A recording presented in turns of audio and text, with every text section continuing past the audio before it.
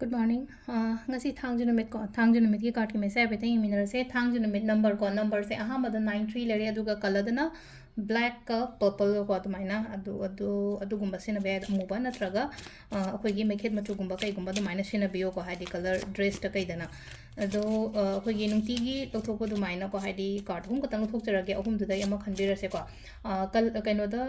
color high grade number high grade aduga hadi koina chaba dana kholena ko sathau gumba kai gumba drop ama kai ma happy bacheng shubada natraga akoi gi thoiding amuba gumba ko adu duma leire ado sidagi card ahum katang lokthok jarage ko hadi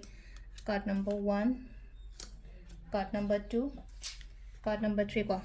ahamba ani shuba ahum shuba ko ahamba khanba ngai yenga se ko sida hai tare ko hadi first card khanba ngai gi oina kari message like ke haba donga shi gi oina sida lai se ko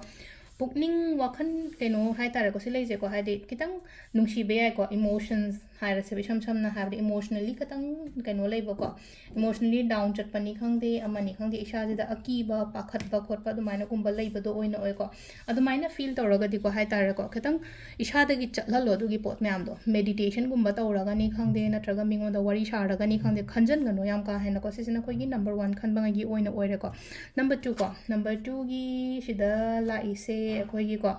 ai ngonda kananuma laaga hadi matengumba kaigumba tawbiba oina oibado hai tare ko imani khangde iche ni khangde aigi even aigi wife ni khangde ko adumai tawraga aigi damakta aphana dum khanbiba dum guide tawbiba kopiba leino ko hadi ngasi problem se na khala se ngonda matham thaba thaba len khala se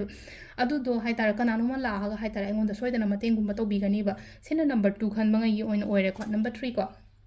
number 3 gi sida lady se akhoi gi ko problems lady ba problems dagi tholakpa oina oibado hai tara phagalakani ko haji ngasi matha sai kholena khala je kenom to matam da natra hoji hoji se agi life se da haidi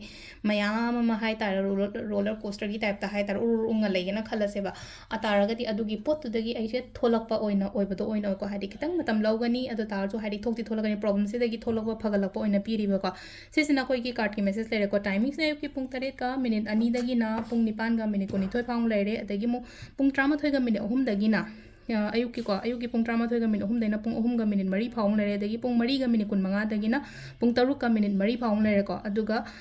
nungdangi na 3 ga minute 4 dagi na pung 12 ga minute 4 phang lere ko aduga nongalamdai gi na 3 ga minute 2 dagi na pung 5 ga minute 4 phang lere ko sisina koi gi ngasi gi oina Afaba timing ko adu sida lere koi gi hangja nimit ki ko hangja nimit ki card ki message na